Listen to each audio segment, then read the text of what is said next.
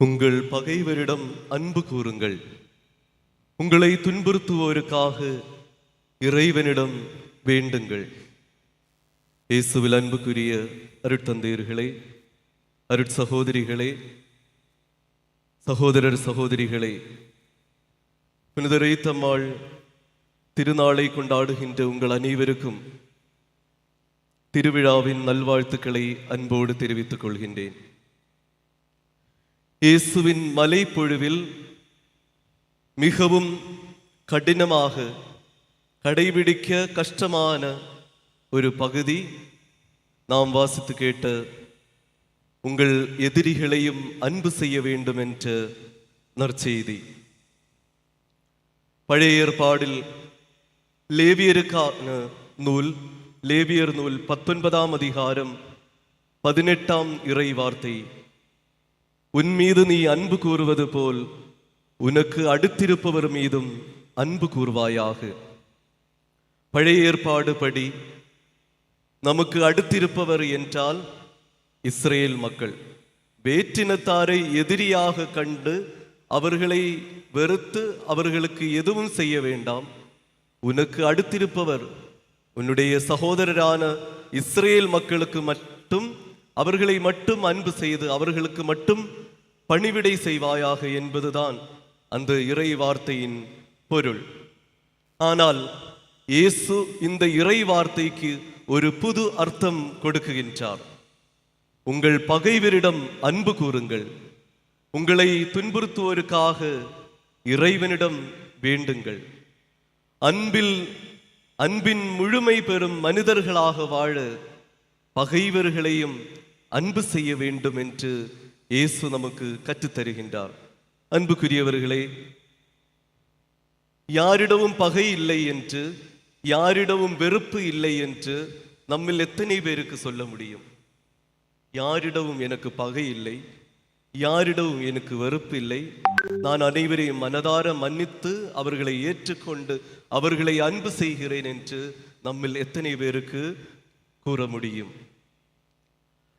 100வது பிறந்த நாள் கொண்டாடுகின்ற ஒருவர், அவர் நல்ல மகிழ்ச்சியாக இருப்பதை பார்த்து ஒருவர் அவரிடம் கேட்கின்றார், உங்களுக்கு மிகவும் மகிழ்ச்சி தரக்கூடிய காரியம் என்ன? அப்படி கேட்கும்போது அவர் கூறுகின்றார், எனக்கு யாரும் எதிரி கிடையாது. அதிசயத்தோடு மீண்டும் அவர் கேட்கின்றார், இத்தனை ஆண்டுகள் இந்த உலகத்தில் வாழ்ந்திருக்கிறீர்களே, உங்களுக்கு எதிரி யாரும் கிடையாதா?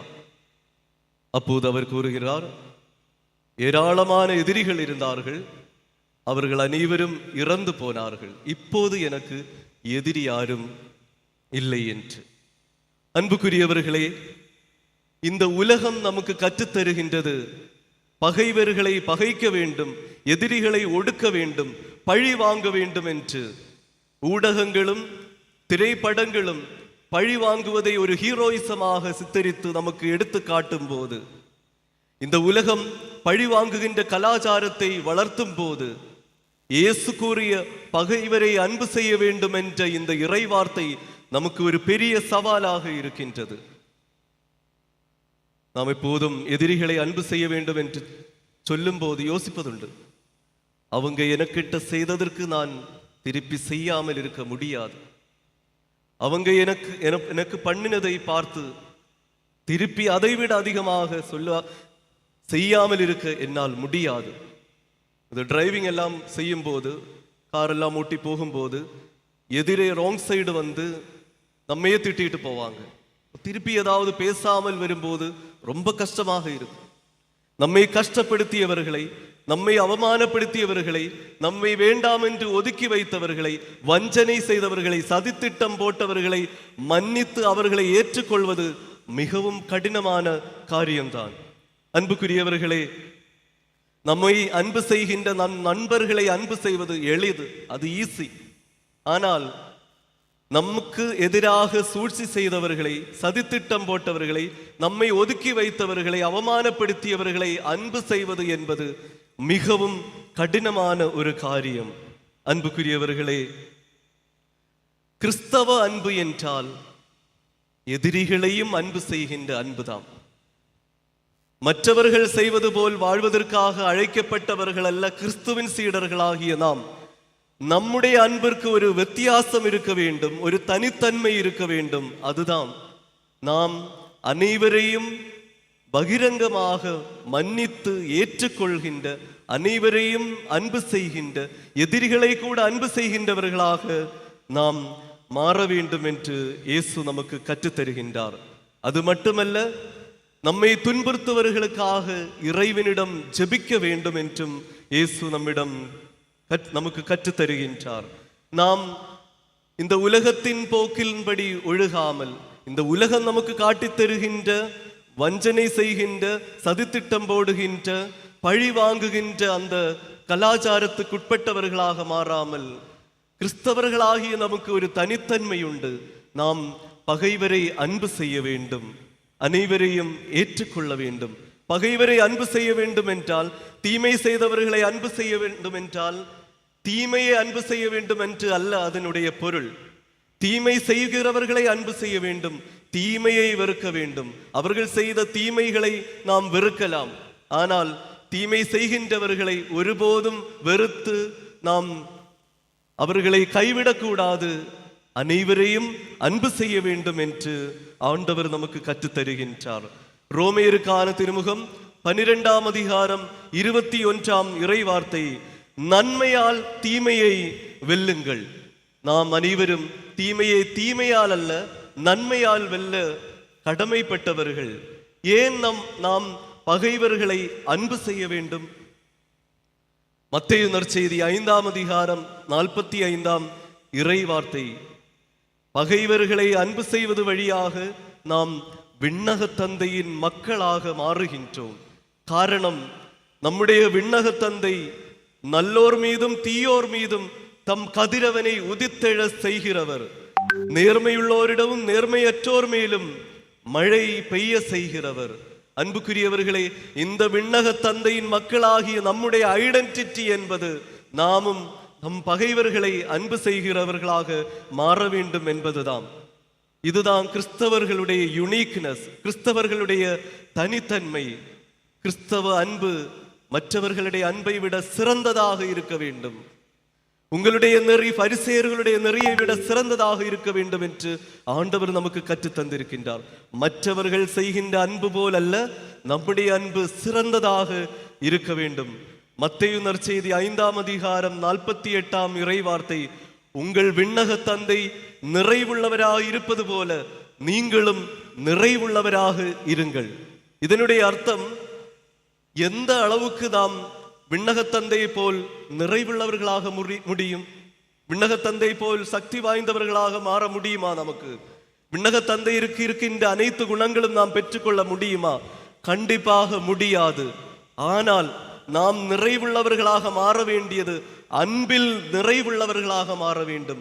அனைவரையும் அளவு கடந்து அன்பு செய்து, பகைவர்களை கூட அன்பு செய்து, அன்பில் நாம் விண்ணக தந்தையை போல் நிறைவுள்ளவர்களாக மாற வேண்டும் என்று ஆண்டவர் இந்த நற்செய்தி வழியாக நமக்கு கற்றுத்தருகின்றார். இந்த முழுமை என்பது, இந்த பெர்ஃபெக்ஷன் என்பது நம்முடைய திறமைகள் அல்ல, நமக்கு இருக்கின்ற தனிப்பட்ட குணங்களால் அல்ல, அன்பில் நாம் முழுமையுள்ளவர்களாக மாற வேண்டும். மற்றவர்களிடம் இருந்து எதுவும் எதிர்பார்க்காமல், கைமாறி எதிர்பார்க்காமல் நாம் அனைவரையும் அன்பு செய்ய வேண்டும். அதுதான் கோல்டன் ரூல்.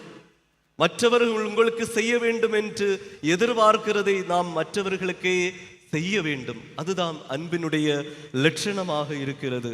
அன்புக்குரியவர்களே, அனைவரையும் மனதார மன்னித்து ஏற்றுக்கொள்ள வேண்டும். நம் எதிரிகளை மன்னித்து ஏற்றுக்கொள்ள வேண்டும். இந்த மன்னிப்பு என்பது நம்முடைய ஒரு பலவீனம் அல்ல. மன்னித்து அனைவரையும் ஏற்றுக்கொள்வதுதான் நம்முடைய சக்தி, நம்முடைய பவர் என்பது அனைவரையும் மன்னித்து ஏற்றுக்கொள்வதுதான். ரோமேயருக்கான திருமுகம் 12ஆம் அதிகாரம் 19ஆம் இறைவார்த்தை, பழி வாங்காதீர்கள். ரோமேயருக்கான திருமுகம் 12ஆம் அதிகாரம் 20ஆம் இறைவார்த்தை, நீயோ உன் எதிரி பசியாய் இருக்கும் போது உணவு கொடு, தாகத்தோடு இருக்கும் போது குடிக்க கொடு. இப்படி செய்வதால் அவனுடைய தலையில் நீ மனம் மாற்றத்தின் எரிதழலை குவிப்பாய். எதிரிகளை எப்படி நாம் கீழ்ப்படுத்துவது? அவர்களை அன்பு செய்வது வழியாக எதிரிகளை நம்மால் கீழ்ப்படுத்த முடியும். எதிரிகளை அன்பு செய்யும் போது அவர்கள் நண்பர்களாக மாறும். அப்படி எதிரிகள் அழிக்கப்படுகின்றது. அன்புக்குரியவர்களே, எதிரிகளை அன்பு செய்கின்றவர்களாகவும் பகைவர்களை அன்பு செய்கின்றவர்களாக அனைவரையும் அன்பு செய்கின்றவர்களாக நாம் மாறுவோம். புனித அன்னை தெரசா கூறுவதுண்டு, மற்றவர்களை இப்படிப்பட்டவர்கள், அவர்கள் கேட உற்றவர்கள் என்று நாம் அவர்களை விலக்கி வைக்கும் போது, அவர்களை முன்மதியோடு அவர்களை அணுகும் போது, தீர்ப்பிடும் போது யாரையுமே நம்மால் அன்பு செய்ய முடியாது. யாரையும் தீர்ப்பு போடாமல், யாரையும் குற்றமுள்ளவர்கள் குற்றவாளிகள் என்று தீர்ப்பிடாமல், அனைவரையும் அளவு கடந்த அன்பு செய்து அனைவரையும் ஏற்றுக்கொள்ள ஆண்டவர் நம்மை அழைக்கின்றார். இரண்டாவது காரணம் ஏன் நாம் எதிரிகளையும் அன்பு செய்ய வேண்டும் என்றதுக்கு இரண்டாவது காரணம், கடவுளே அன்பாக இருக்கின்றார். தூய யோவான் எழுதிய முதல் திருமுகம் 4ஆம் அதிகாரம் 8ஆம் இறைவார்த்தை, அன்பில்லாதோர் கடவுளை அறிந்து கொள்ளவில்லை, ஏனெனில் கடவுள் அன்பாயிருக்கிறார். அன்பாகிய கடவுள் நம்மிடம் இருக்கிறார் என்றால் நம்முடைய செயல்கள் அன்பு நிறைந்ததாக இருக்கும். யாரையும் வெறுத்து தள்ள நம்மால் முடியாது. காரணம், ஆண்டவர் இயேசு கிறிஸ்து நம்முடைய உள்ளத்தில் இருக்கிறார் என்றால் அது வெளிப்படுவது நம்முடைய அன்பு நிறைந்த வாழ்க்கையில் தான், அன்பு நிறைந்த செயல்களில் தான். கிறிஸ்து நம்மிடம் இருக்கிறாரா இல்லையா என்று கண்டுபிடிக்கிறதுக்கான ஒரு எளிய வழி என்பது, நம்முடைய உள்ளத்தில் யாரிடமும் பகை இருக்காது. யாரையும் வெறுத்து நம்மால் அவர்களை வெறுத்து கைவிட முடியாது. அன்புக்குரியவர்களே, நாம் சிந்தித்து பார்ப்போம், ஆண்டவர் இயேசு கிறிஸ்து நம்முடைய உள்ளத்தில் இருக்கிறாரா? அப்படி என்றால் நமக்கு எப்படி எதிரிகளை அன்பு செய்யாமல் இருக்க முடியும்? நாம் அனைவருக்காகவும் ஜெபிக்கின்றோமா? நம்மை வெறுத்தவர்கள், நம்மை வஞ்சித்தவர்கள், நம்மை காயப்படுத்தியவர்கள் அனைவரையும் நாம் மனதார மன்னித்து அவர்களுக்காக நாம் ஜெபிக்கின்றோமா? இப்போது நமக்கு நல்ல வாய்ப்புகள் உண்டு. எதிரிகளை அடிக்க முடியலன்னா அவர்களுக்கு எதிராக இல்லாதவை பொல்லாதவை சொல்வதற்கும், அது இணையதளம் வழியாக போடுவதற்கும், காசிப்பு எல்லா இடங்களிலும் பரப்புவதற்கான வாய்ப்புகள் உண்டு. இப்படிப்பட்ட வழிகளை நாம் தேடுகின்றோமா? அல்லது நாம் அனைவரையும் மன்னித்து ஏற்றுக்கொள்கின்றோமா? 1 கொரிந்தியர் 13ஆம் அதிகாரம் 3ஆம் இறைவார்த்தை, என் உடலையே சுட்டரிப்பதற்காக நான் ஒப்பு கொடுத்தாலும் என்னிடம் அன்பு இல்லையேல் ஒரு பயனும் இல்லை என்று பவுலடியார் அந்த அன்பு கடிதத்தில் கூறுகின்றார். அன்புக்குரியவர்களே, இயேசு ஆண்டவர் வெறுமே சொல்லி போகவில்லை. அன்பு செய்ய வேண்டும், பகைவரை அன்பு செய்ய வேண்டும் என்று சும்மா சொல்லி போனவர் அல்ல ஆண்டவர். அவருடைய வாழ்க்கையில் நமக்கு இந்த அன்பு, எதிரிகளை எப்படி அன்பு செய்ய வேண்டும் என்று நமக்கு அவருடைய வாழ்க்கை வழியாக கற்றுத்தந்தார்.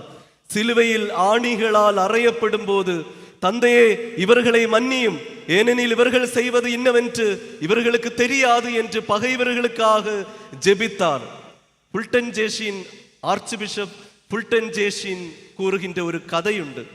அவர் ஒரு சிறு குழந்தையிடம் கேட்கின்றார், நீ என்னை எவ்வளவு அன்பு செய்கிறீர்? அப்படி கேட்கும் போது அந்த குழந்தை, நான் உங்களை இவ்வளவு அன்பு செய்கிறேன் என்று கூறுகிறார். உடனே மீண்டும் கேட்கிறார், அவ்வளவுதானா? அவ்வளவுதான் நீ என்னை அன்பு செய்கிறியா அப்படின்னு கேட்கும்போது குழந்தை கொஞ்சம் கூட பெருசா கை பிரிச்சு, நான் உன்னை இவ்வளவு அன்பு செய்கிறேன். மீண்டும் ஃபுல்டன் ஜேஷன் கேட்கிறார், அவ்வளவுதானா? குழந்தை கண்கள் நிறைய கரங்கள் விரித்து பிடித்து, நான் உன்னை இவ்வளவு அன்பு செய்கிறேன். இந்த சிலுவை உருவத்தை பாருங்கள்.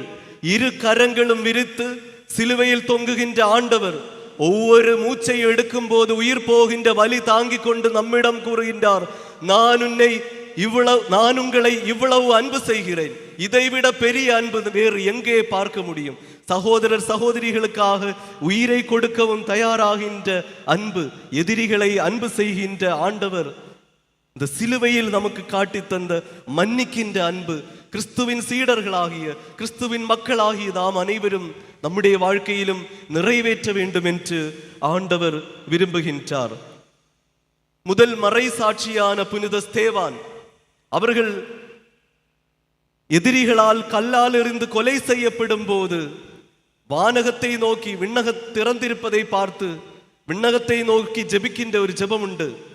திருத்தூதர் பணி நூல் 7ஆம் அதிகாரம் 60ஆம் இறை வார்த்தை, ஆண்டவரே இந்த பாவத்தை இவர்கள் மேல் சுமத்தாதேயும். இதுதான் மன்னிப்பின் ஜெபம். கல்லால் எறிகிறவர்களுக்காகவும் ஜெபிக்கின்றார் புனித ஸ்தேவான். புனித பிரான்சிஸ் அசிசியார் கூறுகின்ற ஜெபம் உண்டு.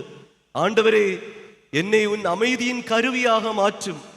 வெறுப்பு இருக்கின்ற இடத்தில் அன்பின் விதையை விதைக்க என்னை அருள் செய்வாயாக என்று அவர் ஜெபிக்கின்றார்.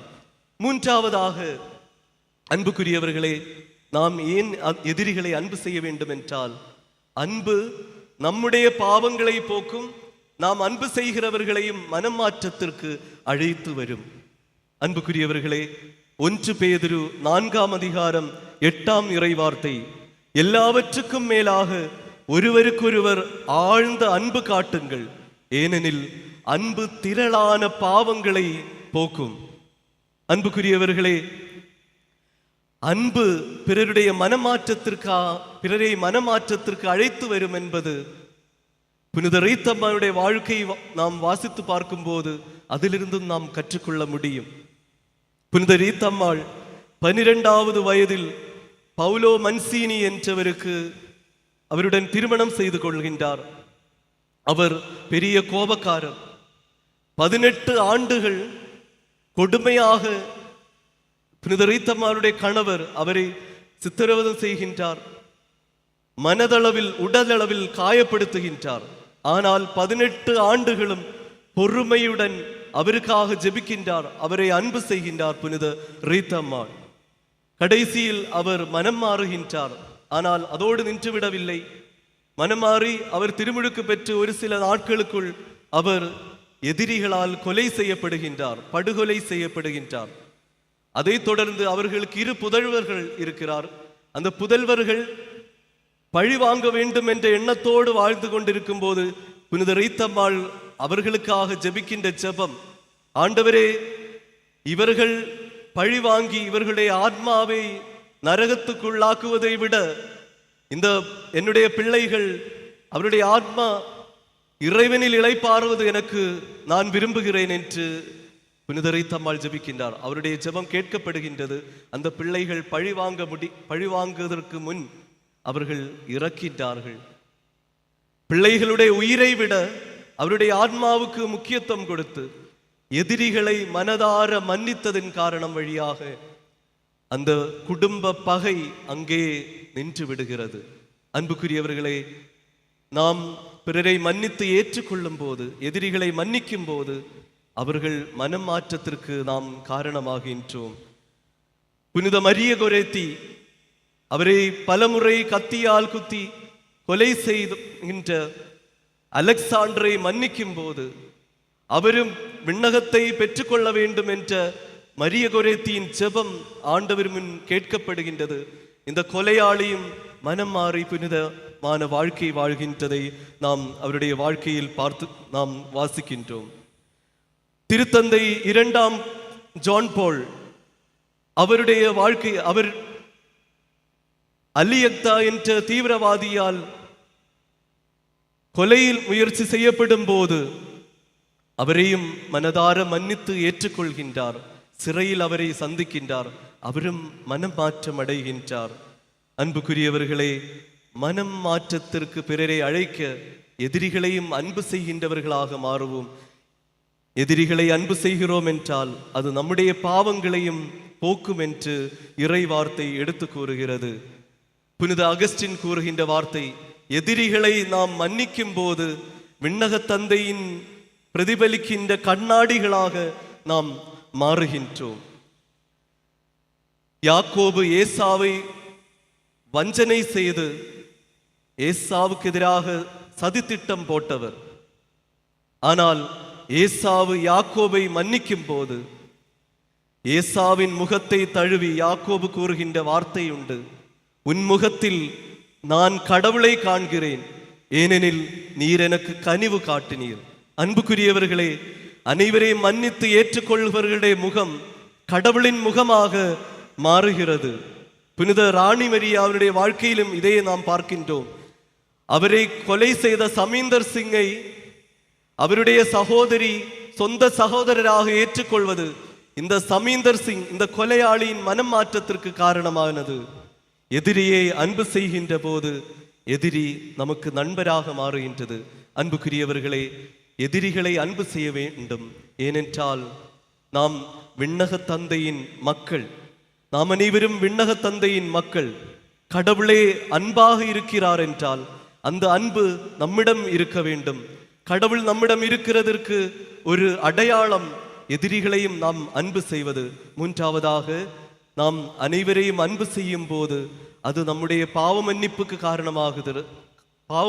காரணமாகிறது, பிறரையும் மனம் மாற்றத்திற்கு அழைக்கிறது. அன்புக்குரியவர்களே, கருணையுள்ள ஆண்டவரின் முகமாக நாம் மாறுவோம். அனைவரையும் மனதார மன்னித்து ஏற்றுக்கொள்வோம். ஆமென்.